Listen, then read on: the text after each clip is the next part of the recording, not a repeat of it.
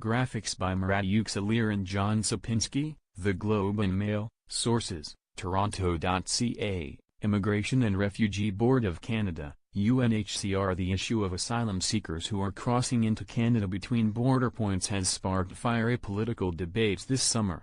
In special hearings of the House of Commons Immigration Committee last week, the opposition Conservatives accused the federal government of mismanaging the refugee file and driving up costs for provinces and cities such as Toronto and Montreal. The federal government says it is dealing with a challenge, but it is not a crisis, and that it is fulfilling its international obligations. Both sides accuse each other of using language of fear and division. Beyond the war of words in Ottawa is the global context. A record number of people around the world are fleeing war, persecution and armed conflict. The vast majority of them are displaced internally, or leave for neighboring countries.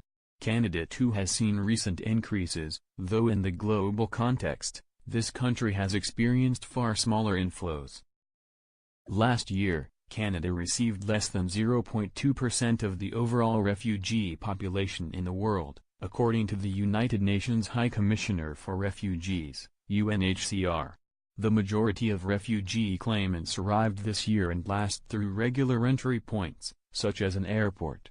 Since the start of 2017, however, an influx of people has come by land, crossing the border from the United States between official entry points.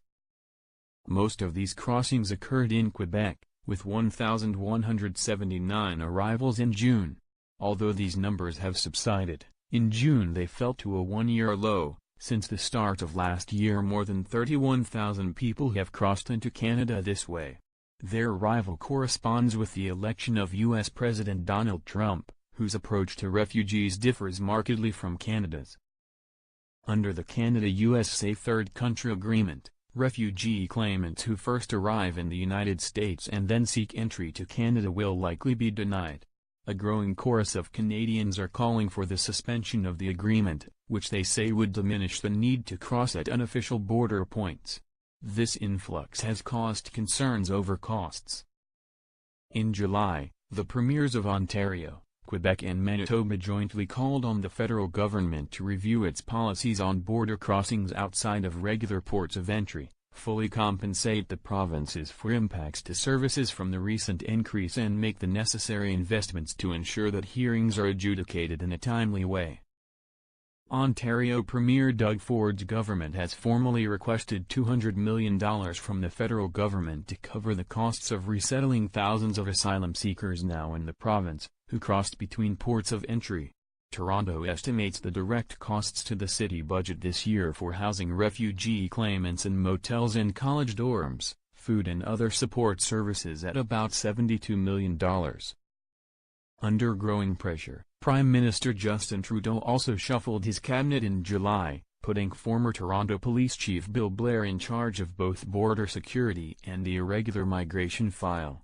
The issue of refugee claimants has become divisive for politicians and confusing for many Canadians. Here are some facts. Globally, the refugee population rose to 25.4 million at the end of last year, the highest level since at least the Second World War, according to the UN Refugee Agency. About half of this population comprise of children. The number of people who became refugees last year grew by about 2.9 million people, the biggest annual increase on record. Canada received about 50,000 refugee claimants last year, though that is about double 2016 levels. By way of context, this is literally one day in Cox's Bazar, Bangladesh, during the peak of the Rohingya crisis, said the UNHCR's Canada representative Jean-Nicolas Buse. When we're speaking about a crisis of refugees does exist, but it's not in Canada, it's not in the US, and it's not in Europe. The big numbers remain in the developing world, whether it's Bangladesh, Uganda, Lebanon. Those are the countries that are facing a refugee crisis. Movements of people typically happen in waves, depending on geopolitical conditions. In Canada, the number of new claims for refugee status recorded by the Immigration and Refugee Board, IRB, last year was the highest number since record-keeping began in 1989, though it's very similar to 2001 levels. As for border crossings between ports of entry, though Immigration, Refugees and Citizenship Canada, IRCC, said comparable data isn't available before 2017, a senior government official said the number of irregular border crossers last year was the highest in at least 6 years. On a monthly basis, the recent peak was in August 2017, with an average of 184 asylum seekers a day. The average is now 42 people a day. On a per capita basis, Canada doesn't crack the top 10.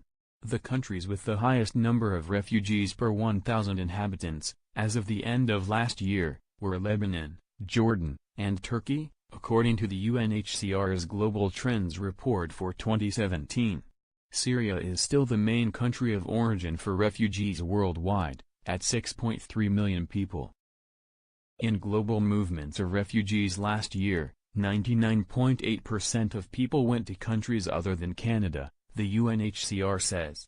And in proportion to Canada's overall population, incoming refugees represented 0.13% of this country's total population last year, the agency says. The situation is different for some European countries. In Sweden, for example, asylum claims reached 169,000, or 1.7% of its population, in 2015, noted an April report by former Canadian Immigration Deputy Minister Neil Yates. Translated into the Canadian context, it would be akin to a surge of more than 600,000 claims, double total current immigration levels and more than a tenfold increase in 2017 refugee claims. The majority of people making refugee claims in Canada are using the regular channels, such as making a port of entry claim at an airport. Last year, the IRCC recorded 50,445 refugee claims. Fewer than half of these, 20,593, were interceptions or asylum seekers crossing the border at unofficial points who were apprehended by the RCMP. So far this year, 12,378 people have crossed this way, fewer than half of total claims, which totaled 25,710 in the first half of the year. These numbers declined in May and June, to the lowest level on the year, but rose slightly in July, when the border saw an average 50 to 55 crossings a day. In recent months, most people crossing this way were from Nigeria, followed by Congo, Haiti, and Colombia, according to the federal government. Still, movements can ebb and flow. It's difficult to tell whether the recent decline is a lasting trend or a temporary blip. As for outcomes, nearly half of claimants who crossed this way and whose cases were finalized were granted refugee status. Of the finalized IRB decisions on people who crossed between ports of entry last year and early this year, 47% were accepted, 36% of claims were rejected, some of whom may appeal the decision, and the rest withdrawn or abandoned. For context, of these claims, there were 3,462 finalized cases between January 2017 and March 2018, and 20,116 claims still pending. A political debate has raged over language and whether asylum seekers crossing between official points are entering Canada illegally. The term irregular is viewed by some as vague jargon and a euphemism. The use of illegal, Ontario Premier Doug Ford calls them illegal border crossers, is seen by others as inflammatory and dehumanizing. Legal experts say Canada's immigration laws are clear. They're not illegal border crossers, said James Hathaway, founding director of the University of Michigan's program in refugee and asylum law, who is Canadian, and a leading global authority on refugee law. Internationally, Canada is signatory to the 1951 UN Convention relating to the status of refugees. Within Canada, the Immigration and Refugee Protection Act, IRPA, is the legislation that governs the flow of people, i.e., non-citizens who enter Canada. The legislation that governs the flow of goods into Canada is the Customs Act, which applies to everyone, citizens and non-citizens. Article 31 of the UN Refugee Convention says receiving countries may not penalize refugees for how they enter a country, as long as they present themselves without delay to authorities and show good cause for their presence. In line with international practice, Canadian law under the Immigration and Refugee Protection Act, Section 133, says that someone who has claimed refugee protection, and is either waiting for a hearing or has been accepted as a refugee, can't be charged under the IRPA with an offense over how they came to Canada. Illegal entry is not an offense in Canada's criminal code. But the Immigration and Refugee Protection Regulations 27(2) says anyone who does not enter at a port of entry must check in without delay at a border point. Many of Ontario's new arrivals came via the U.S.-Quebec border, crossing at places other than a designated port of entry. If they promptly go to, or are taken to, a port of entry after they arrive, they have not breached immigration law, said Audrey Macklin, a professor and chair in human rights law and director of the Centre for Criminology and Social-Legal Studies at the University of Toronto. In any case, if they file a refugee claim after they arrive, and are recognized as refugees, the manner by which they entered Canada doesn't legally matter.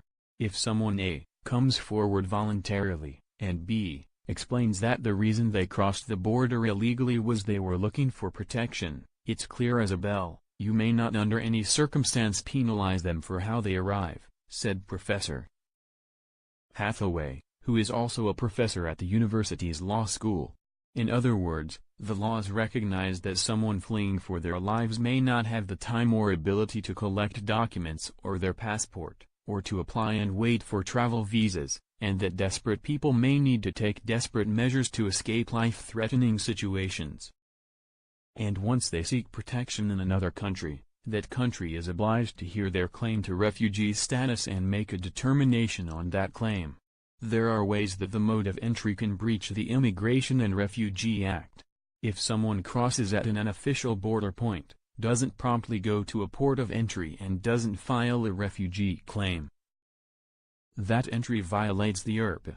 If a person is rejected as a refugee, their manner of entry could be in breach of the Immigration Act and they could be charged. In practice, however, this is rarely carried out as it's more efficient for Canada if they leave or are deported. Otherwise, if someone enters Canada and files a claim, and while that claim is pending, there is nothing illegal about them. What they're doing is what the governments that drafted the treaty said they can do, said Professor Hathaway. Government of Canada signs at unofficial border crossings say it is illegal to cross the border here. This, said Professor Macklin, refers to the Customs Act, not the IRPA. The Customs Act stipulates that everyone arriving in Canada enter only at a customs office. This act, however, is intended for regulating imported goods, and for those who cross-border shop, not for asylum seekers. 3 experts in refugee law told the Globe and Mail they are not aware of any time that refugee claimants who crossed at unofficial crossings have been charged with violating this act. The blanket term illegal border crossers is inaccurate and misleading, said Professor Macklin, as it stigmatizes people as lawbreakers when their conduct is either not unlawful or its legality cannot be determined at the moment of entry, she said. People who cross between border points and are taken directly to a port of entry are not in breach of immigration law. It's important to acknowledge that using the term illegal is not just a good faith disagreement about terminology, she added. The use of illegal is deliberately pejorative. It is intended to encourage the public to criminalize people who seek asylum and to portray them as a menace, so that we forget that refugees are people fleeing persecution who are asking Canada to fulfill its legal undertaking to protect them. Since decisions on refugee status can't be made immediately, it's only later that it can be determined whether the border crossing was unlawful or not. So the lawfulness of the act of crossing by someone seeking refugee protection cannot be determined until after a claim has been decided. And a claimant's manner of entry to Canada is irrelevant in assessing the merits of their claim. The Immigration and Refugee Board, an independent tribunal, uses the term irregular border crossers. The RCMP uses the term interceptions. Professor Macklin prefers irregular. The use of the term irregular acknowledges that we cannot know the legal significance of their entry at the moment of entry because their claim to refugee protection will not be determined until later. It also acknowledges that this is not what is understood to be the typical usual, routine way of crossing the border. The language is so charged that Calgary-based lawyer Raj Sharma prefers the term border crossers without any modifiers. He compares the situation to a marriage that is annulled. "It's like the law is scrubbed," said Mr. Sharma, who formerly worked at the IRB. Ultimately, he says irregular is a more appropriate term, given the nuances in the laws. These are typically the steps. If someone crosses between official ports of entry, they are arrested and detained by the RCMP. Everyone is screened through security checks, including fingerprinting, criminal checks and health checks. Those found inadmissible on security grounds are prohibited from proceeding with their refugee claims. Those who are not flagged in the security screening process may proceed to have their refugee claims heard by the Immigration and Refugee Board. If their claim is accepted, meaning they have shown they face persecution or threats to their lives in their home country, then they receive protected person status and can apply to become a permanent resident. If their claim is denied, some appeal the decision but most must leave the country or face deportation. While waiting for a decision, refugee claimants can apply for a work visa and social assistance and access some health care. Their children can go to school. The growing number of claims in the past year has caused a ballooning backlog of hearings for decisions on refugee status. Average wait times for a decision on whether someone can stay in Canada are now 20 months or longer, up from 16 months last fall, according to the IRB. Canada has two separate processes for admitting newcomers, the immigration stream, which includes refugees resettled from abroad, and the asylum stream. The immigration process generally has a wait list, and once accepted they apply for permanent resident status.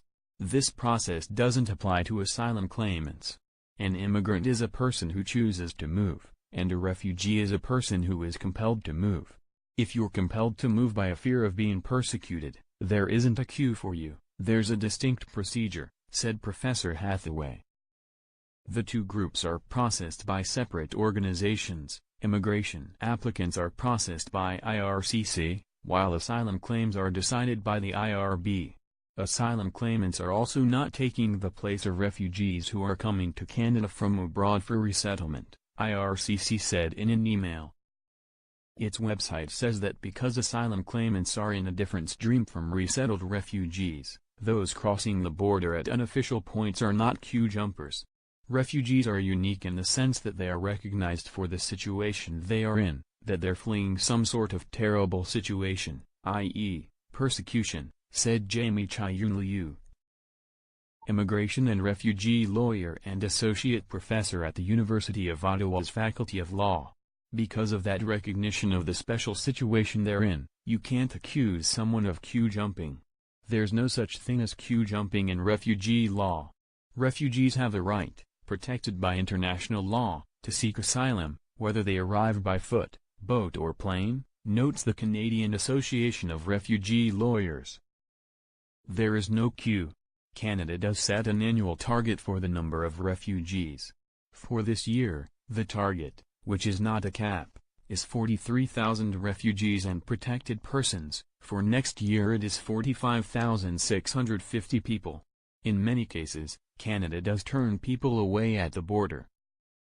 Under the Safe Third Country Agreement, STCA, between Canada and the United States, in effect since 2004 as a way to address pressures on asylum systems from global migration growth, they must ask for protection in the first safe country they arrive in. This means if they come from the United States and present themselves to a Canadian border agent at a land border port of entry as a refugee claimant, they are generally denied and sent back.